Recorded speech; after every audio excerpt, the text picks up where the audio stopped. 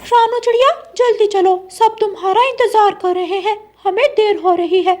तोते भैया आज क्यों इतनी जल्दी है आप सबको? आप जाएं, मैं बच्चों को नाश्ता देकर बरगद के पेड़ पर पहुंच जाती हूँ। तोता वहां से चला जाता है। रानू चिड़िया घर जाती है और अपने बच्चों को सुबह का दाना देती है। बच्चों, अपना अपना दाना खाकर दोनों बहन भाई आपस में खेल लेना, और हाँ, ज़रूरत के बिना घर से बाहर मत जाना, और घर से बाहर जाना पड़े तो पता है ना क्या करना है? जी मम्मा, हमें सब मालूम है। पहले दरवाजे से बाहर निकलकर ऊपर आसमान की तरफ देखना है, और फिर दूर तक खतरा देखने के बाद उड़ना है। पहले खिड़की से बाहर देखना है ना मम्मा? शाबाश, मेरे बच्चे बहुत अक्लमंद हैं। मम्मा चिड़िया अपने घर से निकलती है। सभी पक्षी बरगद के बड़े पेड़ पर बैठे रानू चिड़िया का इंतजार कर रहे थे। रानू चिड़िया, आज तुमने बहुत देर कर दी आने में। कौवे भैया, आप सब हमेशा देर करते हैं, आज मुझे थोड़ी देर हो गई तो क्या हुआ? अब चले, बातें करने का समय नहीं है। फिर वो सब तोता, कबूतर, चिड़िया और कौवा भोजन की खोज में निकल जाते हैं। आज उन्हें इंसान के खेत में जाना था, क्योंकि इंसान ने अपने खेत से मकई की फसल अभी कल ही काटी थी। खेत में जगह जगह दाना बिखरा हुआ था और जगह जगह मकई के भुट्टे गिरे हुए थे। वो चारों दोस्त पक्षी खेत में जाकर बैठ जाते हैं और अपना अपना दाना जमा करने लगते हैं। मेरे ख्याल में हम में से किसी एक को पेड़ पर बैठकर नजर रखनी चाहिए। ये खेत में गिरा हुआ दाना है, किसान ये दाना उठाने से हमें क्यों मना करेगा? कौवे की बात ठीक है, ये दाना किसान के किसी काम का नहीं है। वो सब फिर से दाना जमा करने लग जाते हैं। दाना उठाते उठाते कौवा आगे चला जाता है और कौवे को पता ही नहीं चलता कि कब वो एक जाल में फंस जाता है। बचाओ, मुझे बचाओ, मैं जाल में फंस गया हूँ। कौवे का शोर सुनकर सब डर जाते हैं और उड़कर एक पेड़ पर बैठ जाते हैं। वही हुआ जिसका मुझे डर था। अब क्या होगा? कालू भाई तो जाल में फंस गया है। वो देखो, सामने शिकारी भी आ रहा है, वो आ रहा है। शिकारी जाल तक पहुंच जाता है। मिला भी तो एक कौवा। काले कौवे, तुझे बड़ा शौक है मेरे जाल से दाना खाने का। शिकारी जी, कृपया करें, मुझे छोड़ दे, मैं तेरे किसी काम का नहीं हूँ। ना तुम मुझे खा सकते हो और मेरा मांस तो इंसान खाते भी नहीं है। मैं तुझे चिकन वाले को बेच दूंगा और चिकन का मांस बेचने वाला इंसान तुझे चिकन बनाकर बेच देगा। ये सुनकर कालू कौवा बहुत डर जाता है। शिकारी कौवे को जाल से निकालकर पिंजरे में डालता है और वहां से चला जाता है। हमें शिकारी का पीछा करना होगा और देखना होगा कि ये शिकारी कौवे को कहाँ लेकर जाता है। वो सब उड़ते हैं और शिकारी के पीछे पीछे जाते हैं। कौवा अपने दोस्तों को आता हुआ देखकर थोड़ा खुश हो जाता है। भोले, कौवा लाया हूँ तेरे लिए। कौवा, क्या लेगा? हाँ, लेकिन ये कौवा बूढ़ा है, इसका मांस बहुत सख्त होगा। मैं इसे केवल 50 रुपए में लूँगा। जो देते हो वही दो, मेरे भी किसी काम का नहीं है ये कौवा। वो शिकारी कौवे को पिंजरे से निकालता है और उस चिकन बेचने वाले इंसान को दे देता है। चिकन की दुकान वाला इंसान कौवे को मुर्गियों के डिब्बे में कैद कर देता है। ये इंसान भी कितने बुरे होते हैं, अपने जैसे ही दूसरे इंसानों से धोखा करते हैं। ये कौवे का मांस चिकन बनाकर बेचने वाला है।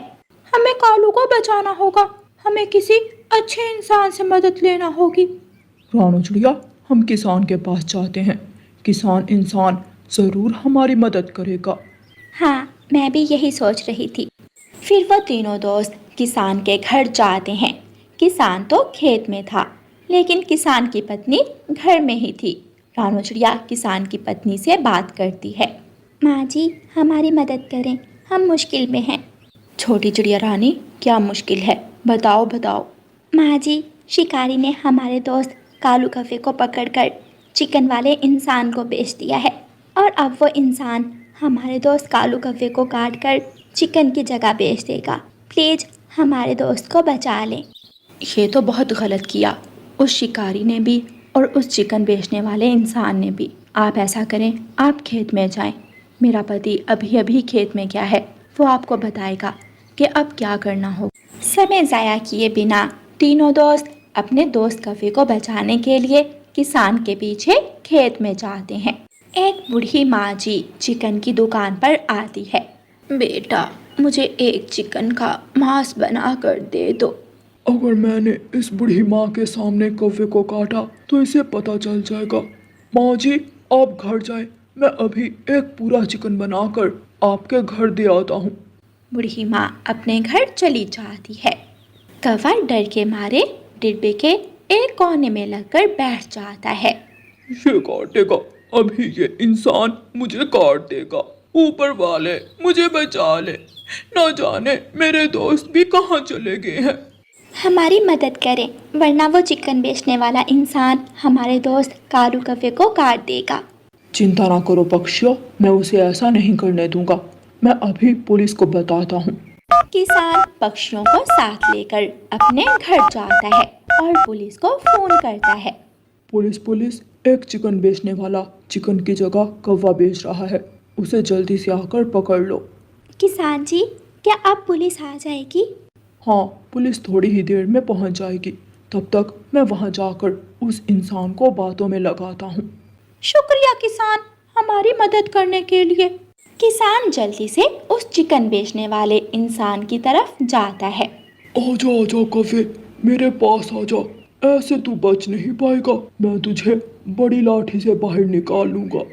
कौवा डिब्बे में दूसरी तरफ जाकर बैठ जाता है, जहाँ तक इंसान का हाथ ना पहुँच सके। जब वो इंसान दूसरी तरफ से जाता है तो कालू कौवा तुरंत फिर से दूसरी तरफ चला जाता है। मुझे जाने दो, इंसान मेरा मांस बेस्वाद होता है। मुझे खाने से बूढ़ी माँ जी के पेट में दर्द होगा। पुलिस भी पुलिस वैन लेकर जल्दी से आ रही थी। रानो चिड़िया, कबूतर और तोता भी सामने वाले पेड़ पर आकर बैठ जाते हैं। किसान भी पहुंच जाता है। अपने दोस्तों को देखकर कालू कौवे को हौसला मिलता है। बेशरम धोखेबाज, तू पैसे कमाने के लिए हमें कौवे काट कर खिला रहा है? नहीं, ये कौवा तो खुद ही मेरे पिंजरे में घुस गया था। मैं तो इसे बाहर निकाल रहा हूँ। झूठ, ये मुझे काट खाना चाहता है। मुझे बचा लो। पुलिस भी पहुंच जाती है और उस लालची इंसान को पकड़कर पुलिस वैन में बिठाकर ले जाती है। किसान कालू कौवे को आज़ाद कर देता है। सभी पक्षी बहुत खुश थे। शुक्रिया मेरे दोस्तों, मेरी जान बचाने के लिए। मुझे गर्व है अपने दोस्तों पर। आप सब आज़ाद हो, आप जा सकते हो। फिर वह सभी दोस्त खुशी खुशी अपने जंगल वापस लौट जाते हैं। प्यारे दोस्तों, इस कहानी को लाइक, अपने दोस्तों के साथ शेयर और चैनल को सब्सक्राइब करना बिल्कुल मत भूलना। आपका धन्यवाद। चिड़िया बारिश रुकने का इंतजार कर रही थी। वो खिड़की में बैठकर एक बार बाहर देखती है। ये बारिश तो रुकने वाली नहीं है, मुझे जाना होगा। चिड़िया के पास 2 दाने थे। वो अपने बच्चों को एक एक दाना दे देती है। बच्चों, मैं दाना लेने जा रही हूँ, पता है ना क्या करना है? हाँ मम्मा, घर से बाहर नहीं निकलना और एक दूसरे का ख्याल रखना है। शाबाश मेरे बच्चों। मम्मा चिड़िया अपनी टोकरी और छाता उठाती है और कालू कौवे के घर की तरफ जाती है। कालू जल्दी दरवाजा खोलो। चिड़िया, मैं तुम्हारा ही इंतजार कर रहा था। चले? हाँ, अपनी टोकरी और छाता ले लो। कालू कौवा अपनी भोजन रखने वाली टोकरी और छाता ले लेता है। दोनों चिड़िया और कौवा दाने की खोज में निकलते हैं। जंगल में बारिश की वजह से कहीं भी दाना नहीं था। वो घने जंगल में जाते हैं। केले के पेड़ पर भी कोई केला नहीं था। कौवे भैया, इस पेड़ पर केले भी खत्म हो गए, अब हम कहाँ जाएं? चिड़िया, अब तो एक ही रास्ता है, या हम घर वापस चले जाएं या फिर इंसानों की बस्ती की तरफ जाएं। इंसानों की बस्ती से हमें भोजन मिल सकता है। कौवे, मेरे बच्चे भूखे हैं, मैं भोजन लिए बिना घर नहीं जा सकती। तो फिर हमें इंसानों की बस्ती की तरफ ही जाना होगा। वो दोनों इंसानों की बस्ती की तरफ जाने का ही फैसला करते हैं। किसान और उसकी पत्नी अपनी बैलगाड़ी खड़ी करके एक पेड़ के नीचे खड़े बारिश के रुकने का इंतजार कर रहे थे जब चिड़िया और कौवा वहां जाते हैं। माँ जी, हम भूखे हैं, हमारे बच्चे भी भूखे हैं, हमारी मदद करो। चिड़िया, हम बारिश में फंस गए हैं, यहाँ तो कुछ नहीं है। मैं घर से आपको कुछ खाने को दे सकती हूँ। मैं खेत में पानी को देखता हूँ और तुम जाओ इन बेचारे पक्षियों को कुछ खाने को दो। फिर किसान की पत्नी चिड़िया और कौवे के साथ घर जाती है। आप ये चावल खा लें, ये चावल मैंने सुबह ही बनाए थे। मगर हमारे बच्चे भी भूखे हैं, हम अपने बच्चों को छोड़कर अपना पेट कैसे भर सकते हैं? आप ये चावल खा लें और मैं आपको टोकरियों में आपके बच्चों के लिए भोजन रख देती हूँ। चिड़िया और कौवा खुश हो जाते हैं। चिड़िया और कौवा चावल खाने लगते हैं। थोड़ी देर बाद किसान दौड़ा दौड़ा आता है। भाग्यवान, अरे ओ भाग्यवान, बहुत बुरा हुआ है, बहुत बुरा हुआ है। क्या हुआ है पति जी? फसल में पानी भर रहा है, अगर बारिश ना रुकी तो सारी फसल बर्बाद हो जाएगी, सब खत्म हो जाएगा। ये सुनकर किसान की पत्नी रोने लग जाती है। हौसला रखें माँ जी, कुछ नहीं होगा। चिड़िया, हमें बादलों के पास जाना होगा और बारिश को रोकना होगा ताकि किसान की फसल बच सके। हाँ कौवे भैया, गरजू बादल सागर पर ही होगा। माँ जी, आप चिंता न करें, हम पक्षी, पेड़ पौधे और बादल सब आपस में दोस्त होते हैं। हम अभी बादलों के सरदार गरजू बादल के पास जाते हैं। चिड़िया और कौवा वहाँ से उड़ते हैं। बारिश में उड़ना मुश्किल तो था, मगर वो एक अच्छे काम के लिए जा रहे थे, इसलिए उनके हौसले बुलंद थे। तेज हवा चिड़िया को धकेलकर एक तरफ ले जाती है और चिड़िया पेड़ से टकराकर गिर जाती है। चिड़िया की मदद करने कौवा भी चिड़िया के पीछे ही आता है।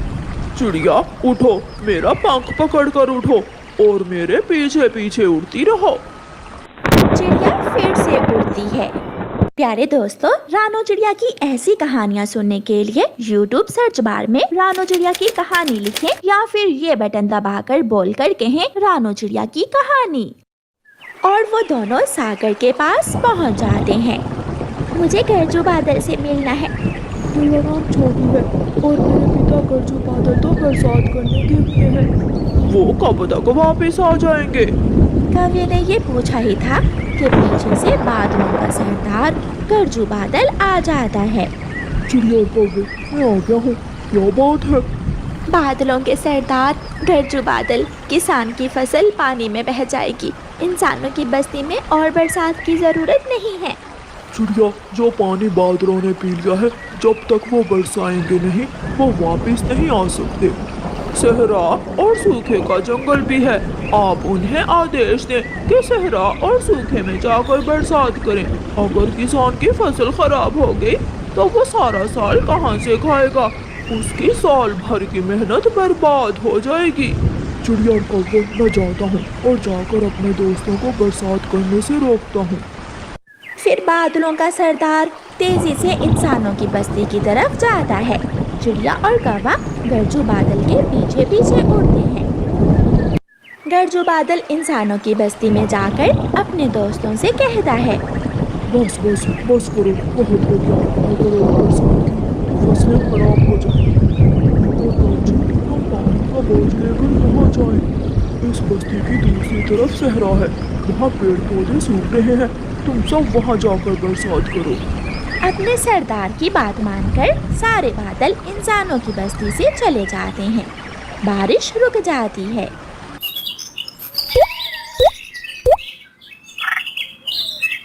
चिड़िया और कौवा भी पहुंच जाते हैं। चिड़िया और कौवे, तुम दोनों ने हमारी फसल बर्बाद होने से बचा ली, तुम्हारा बहुत बहुत धन्यवाद। माँ जी, ऐसी बारिश में आपने हम पर एहसान किया, हमें भोजन दिया, हमारा भी तो हक है कि हम आपकी मदद करें। चिड़िया, मैंने आप दोनों की टोकरियों में फल और दाना रख दिया है, जाओ अपने बच्चों की भूख मिटाओ। चिड़िया और कौवा वापस आ जाते हैं। कौवे की पत्नी गौरी कौवी और उसका बेटा घर से बाहर निकल कर बैठे हुए थे। और उनका घर तो बारिश से टूट चुका था। गौरी, क्या हुआ? ये सब कैसे हुआ? कालू जी, आप जैसे ही दाना लेने गए, घर की छत धड़म से नीचे गिर गई। गौरी, मेरा घर भी तो आपका अपना ही है। चलो जग्गू को साथ ले लो और सब मेरे घर में चलो। मेरा घर मजबूत भी है और सुरक्षित भी। कुकू भाई, अब तो बारिश भी रुक गई है, मगर मम्मा अभी तक लौट कर नहीं आई।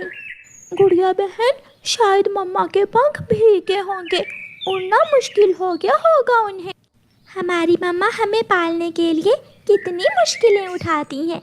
जब हम बड़े हो जाएंगे तो ऐसी बारिश में कभी भी अपनी मम्मा को दाना लेने नहीं जाने देंगे। फिर वह सब चिड़िया के घर चले जाते हैं। बारिश के बाद जंगल का मौसम बहुत साफ हो गया था। सारे पेड़ पौधे खुशी से नाच रहे थे। चिड़िया और कौवे का परिवार भोजन खा रहा था, जिसे देखकर चिड़िया और कौवा बहुत खुश थे।